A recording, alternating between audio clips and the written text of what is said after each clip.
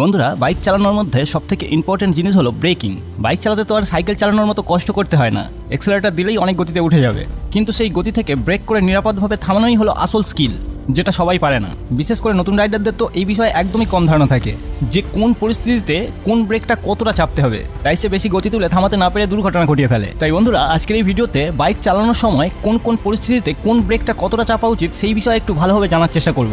আপনি যদি একটি নতুন রাইডার হয়ে থাকেন তাহলে এই ভিডিওটি আপনার জন্য অনেকটাই হেল্পফুল হবে। তাই বন্ধুরা, ভিডিওটি সম্পূর্ণ অবশ্যই দেখুন। বাইক অনুযায়ী বাইকের ব্রেকিং সিস্টেমটা আলাদা আলাদা হতে পারে, কারোর ড্রাম ব্রেক, কারোর ডিস্ক ব্রেক, কারোর সিবিএস, কারোর এবিএস ইত্যাদি। তাই পরিস্থিতি অনুযায়ী এবং বাইক অনুযায়ী ব্রেকিংটা আপনাকে আলাদা আলাদাভাবে করতে হবে। তাই আমি একটা একটা করে পরিস্থিতি বলবো এবং সেই পরিস্থিতি অনুযায়ী কোন বাইকে কেমনভাবে ব্রেক করা উচিত সেটা বলবো। প্রথম পরিস্থিতি হলো কর্নারিংয়ে ব্রেকিং। কর্নারিংয়ে ব্রেক করা এবং সাপের মুখে চুমু খাওয়া অনেকটা একই রকমই ব্যাপার। টেকনিক জানা থাকলে আপনি উইনার, আর না জানা থাকলে এই পৃথিবীতে নেই আর।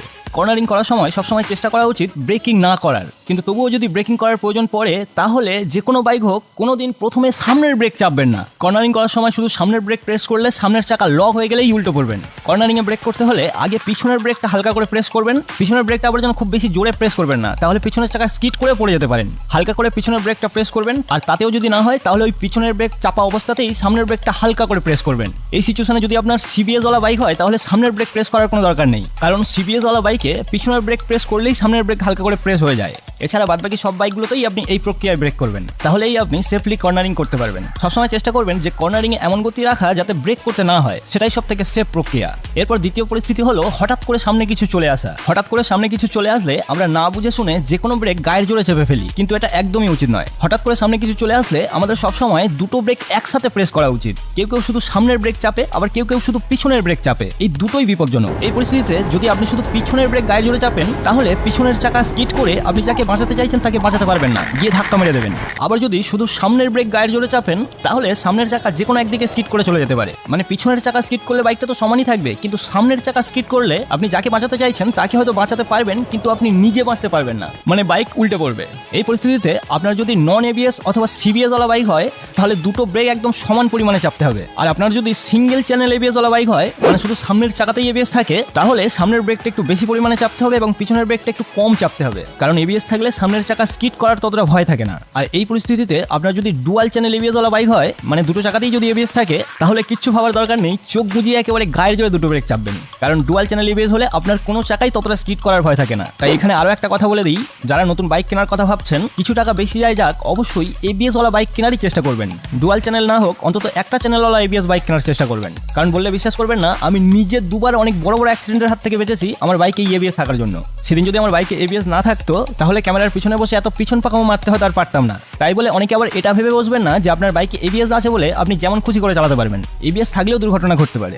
এবিএস থাকলে দুর্ঘটনার সম্ভাবনাটা প্রায় 40% কমে যায়। এখন অনেকে হয়তো বলতে পারেন যে হঠাৎ করে সামনে কিছু চলে আসলে কোন বাইক নিয়ে কোনভাবে ব্রেক মারবো অতটা ভাবার সময় থাকে না, মানে বান্টির বান্ধবীর সাবানের মতো মস্তিষ্কটা তো তখন অত ফাস্ট কাজ করে না। এর জন্য একটা পদ্ধতি বলে দিচ্ছি, হঠাৎ করে সামনে কিছু চলে আসুক আর না আসুক, আপনি সর্বদাই ব্রেক করার সময় আগে যে বাইক অনুযায়ী নিয়মটা বললাম সেইভাবে সর্বদাই দুটো ব্রেক একসাথে মারা অভ্যাস করবেন। অনেকে অনেক অলসতা করে যে এমনি সময় একটা ব্রেক মারলেই বাইক থেমে যাচ্ছে, সেখানে দুটো ব্রেক কষ্ট করে মারার কি দরকার, কিন্তু না, এটা ভুল। এই ভুল অভ্যাসটাই কোনোদিন আপনার জীবন নিয়ে নিতে পারে। কর্নারিং ছাড়া সর্বদাই বাইক থামানোর সময় দুটো ব্রেক একসাথে চাপা উচিত, আর এই অভ্যাসটা আপনি একবার করে ফেললে আপনি সেই ভয়ঙ্কর পরিস্থিতিতেও আপনার অজান্তেই দুটো ব্রেক একসাথে চেপে ফেলবেন। 3 নম্বর পরিস্থিতি হলো পিচ্ছল রাস্তায় ব্রেকিং।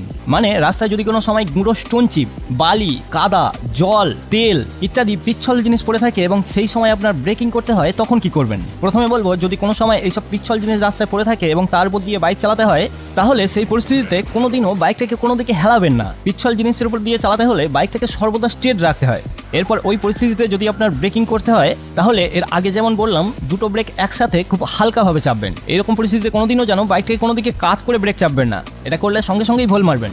যদি রাস্তার কোনো কর্নারে এইসব জিনিস পড়ে থাকে তাহলে অবশ্যই কর্নার ঘোরার আগে বাইকটাকে অনেক স্লো করবেন, যাতে বাইকটাকে সমান রেখে কর্নারটা ঘোরা যায়, কারণ যত বেশি গতিতে কর্নার ঘোরার চেষ্টা করবেন বাইকটা তত বেশি হেলে যাবে। আর এই পিচ্ছল রাস্তার উপরে বাইক হেললেই পড়ে যাওয়ার সম্ভাবনা থাকে। যদি ব্রেক না করেন তাহলেও পড়ে যেতে পারেন, আর ব্রেক করলে তো 100%ই পড়বেন। তাই এই পরিস্থিতিতে কাত করে বাইকটাকে একদমই ব্রেক চাপবেন না। 4 নম্বর পরিস্থিতি হলো উচ্চ গতি থেকে ব্রেকিং করা। আপনি হয়তো বাইকটাকে অনেক উচ্চ গতিতে চালাচ্ছেন, সেখান থেকে আপনি নর্মালি ব্রেক করে থামতে চান। সেই সময় অনেকে কি করে, তাড়াতাড়ি থামার জন্য কোনো কারণ ছাড়াই অনেক জোরে ব্রেক প্রেস করে ফেলে। এমনটাও করা উচিত নয়, কারণ এটা করলেও বাইক স্কিড করে পড়ে যেতে পারে। ওই সময় থেকে যদি কোনো প্যানিক সিচুয়েশন না থাকে, তাহলে সবার প্রথমে ইঞ্জিন ব্রেক ব্যবহার করুন। মানে কোনো ব্রেক ক্লাচ না চেপে আপনি যদি এক্সেলেটরটা কমিয়ে দেন, তাহলে দেখবেন ইঞ্জিন থেকেই একটা চাকাতে ব্রেক লাগছে এবং বাইকটাকে সুরক্ষিতভাবে থামিয়ে দিচ্ছে। এরপরে ওইভাবে কিছুটা স্লো হয়ে গেলে তারপরে নর্মালি ক্লাচ চেপে দুটো ব্রেক একসাথে চেপে নর্মালি থামবেন। মানে বলতে চাইছি, ওই উচ্চ গতি থেকে একেবারে ক্লাচ চেপে সরাসরি দুটো ব্রেক চাপবেন না, ইঞ্জিন ব্রেক করে বাইকটাকে কিছুটা স্লো করে নিয়ে তারপরই ব্রেক চাপবেন। প্রধানত এই 4টে পদ্ধতিতেই নতুন চালকরা ভুলভাল ব্রেক করে দুর্ঘটনা ঘটিয়ে বসে। তাই ভিডিওতে বলা এই পদ্ধতিগুলো আপনি যদি অভ্যাস করে নেন, তাহলে ব্রেকিং এর ক্ষেত্রে নতুন থেকে প্রো হতে আপনার খুব বেশি সময় লাগবে না। তো বন্ধুরা, আশা করছি ব্যাপারটা আপনি ভালোভাবে বুঝতে পেরেছেন এবং এটা আপনি প্র্যাকটিসও করবেন।